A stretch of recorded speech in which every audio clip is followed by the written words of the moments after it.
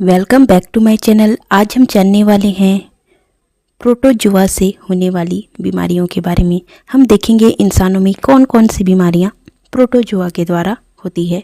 सबसे पहला हमारा बीमारी होगा मलेरिया। मलेरिया किस प्रोटोजुआ के द्वारा होता है?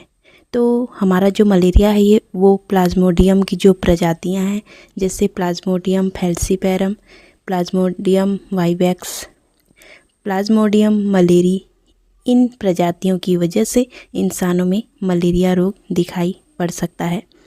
संक्रमण का तरीका क्या होता है?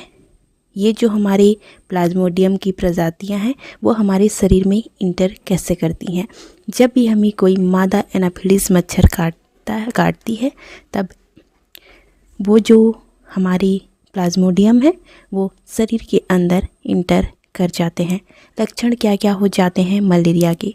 सबसे पहला तो बुखार, सेकंड है ठंड का लगना, सिर दर्द, मांसपेशियों में दर्द और थकान।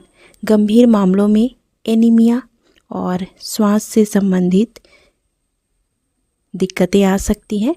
कई बार ऑर्गन फेल भी हो सकती है अगर मलेरिया बढ़ जाए बहुत दिनों के बाद। तो सेकंड है अमीबियासिस। ये किस प्रोटोजुआ के द्वारा होता है? ये एंटोअमीबा हिस्टोलिटिका। संक्रमण का तरीका क्या होता है? जब हम दूषित खाना या पानी खाते हैं या पीते हैं तब इस दौरान ये जो हमारा एजेंट है जिसकी वजह से अमीबियासिस होता है वो हमारे शरीर में इंटर कर जाता है। लक्षण क्या होते हैं? दस्त, पेट में दर्द और ऐंठन, मतलब पेट से संबंधित गड़बड़ी इसमें दिखाई पड़ती है। जब मामला बढ़ जाता है तो लीवर में फोड़े भी पड़ सकते हैं अमीबियासिस में। थर्ड है हमारा जियार्डियासिस। कारक कौन है, एजेंट कौन है, किसकी वजह से यहाँ पे ये बीमारी होती है? तो वो है जियार्डिया लम्बलिया। ये प्रोटोजुआ की वजह से जियार्डियासिस होता है। जब हम दूषित पानी या भोजन खाते हैं पीते हैं इस दौरान ये जो संक्रमण है वो फैलता है। लक्षण क्या होता है? दस्त का होना, गैस, पेट में दर्द और उल्टी का आना। ये पेट से संबंधित बीमारी है। नेक्स्ट है यहाँ पे लिस्मेनियासिस। ये किसकी वजह से होता है? ये जो लिस्मेनिया की प्रजातियां हैं उनकी वजह से होता है। जैसे कि लिस्मेनिया की एक प्रजाति है ट्रोपिका, लिस्मेनिया ट्रोपिका, इसकी वजह से लिस्मेनियासिस दिखाई पड़ता है। संक्रमण किस तरह से फैलता है? जब यहाँ पे संक्रमित फीमेल सैंड फ्लाई मक्खी हमारे शरीर को काटते हैं इस दौरान ये जो लिस्मेनिया की प्रजाति हैं वो शरीर में इंटर करते हैं और लिस्मेनियासिस डिसीज़ दिखाई पड़ता है। लक्षण क्या हो जाते हैं? त्वचा पे घाव दिखाई पड़ता है, साथ ही साथ म्यूकोक्यूटेनियस मतलब कि श्लेष्मा झिल्ली में घाव, और साथ ही हमारे जो इंटरनल ऑर्गन हैं वो भी इसमें प्रभावित होते हैं। नेक्स्ट है यहाँ पे स्लीपिंग सिकनेस, जिसे ट्रिपेनोसोमियासिस भी कहा जाता है। ये ट्रिपेनोसोमा ब्रूसी, ट्रिपेनोसोमा गोबियंस इन प्रोटोजुआ की वजह से होता है। ये फैलता कैसे है या इंसानों में किस प्रकार से पहुंचता है? तो जब यहाँ पे टेस्टिस एक मक्खी है वो हमें काटेगा उस दौरान ये प्रोटोजुआ हमारे शरीर में इंटर कर जाते हैं। इसके लक्षण क्या हो जाते हैं स्लीपिंग सिकनेस के? ट्रिपेनोसोमियासिस को स्लीपिंग सिकनेस भी कहा जाता है। बुखार, सिर दर्द, जोड़ों में दर्द हो सकती है, खुजली।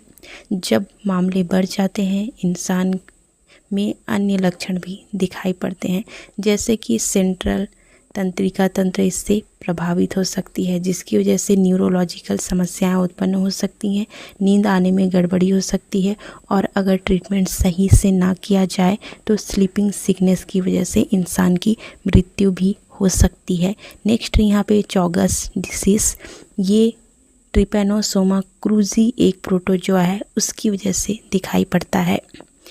जब यहाँ पे संक्रमित ट्राइनोमाइन एक कीड़ा है वो काटता है तब ट्रिपेनोसोमा क्रूजी जो है वो इंसान के शरीर में पहुंचकर उसे संक्रमित कर देता है।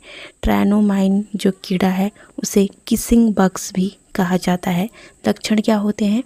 बहुत ही तीव्र बुखार इसमें दिखाई पड़ता है, थकान, शरीर में दर्द, साथ ही जिस स्थान पे संक्रमण हुआ है, इन्फेक्शन हुआ है, वहाँ पे सूजन भी दिखाई पड़ती है।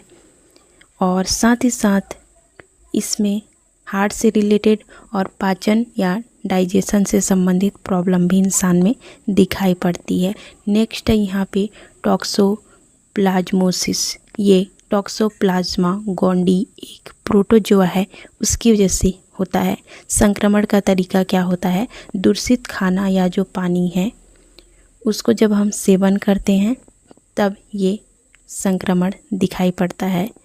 बिल्ली के मल या पूप से भी ये फैल सकता है। कभी कभी ये माँ के भ्रूण में जब बच्चा होता है, जब महिला प्रेग्नेंट होती है, उस दौरान माँ से बच्चे में भी ये संक्रमण फैल सकता है। लक्षण क्या हो जाते हैं टॉक्सोप्लाज्मोसिस के?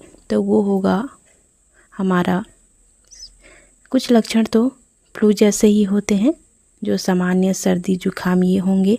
गंभीर मामले में मस्तिष्क, आँख और अन्य जो हमारे ऑर्गन हैं वो प्रभावित हो सकते हैं। विशेषकर हमारा जो इम्यून सिस्टम है वो कमज़ोर हो जाते हैं। तो इस प्रकार से अगर देखा जाए तो दूषित खाने और पानी, साथ ही साथ जो इंसेक्ट कीड़े हैं उनकी वजह से अधिकतर प्रोटोजोआ से संबंधित बीमारियां दिखाई पड़ती हैं। दोस्तों, आज हमने यहाँ पे देखा प्रोटोजोआ से संबंधित बीमारी। इस वीडियो को एंड करते हैं, ख़त्म करते हैं और इस वीडियो से चलिए एक क्वेश्चन देख लेते हैं। आज का हमारा क्वेश्चन होगा,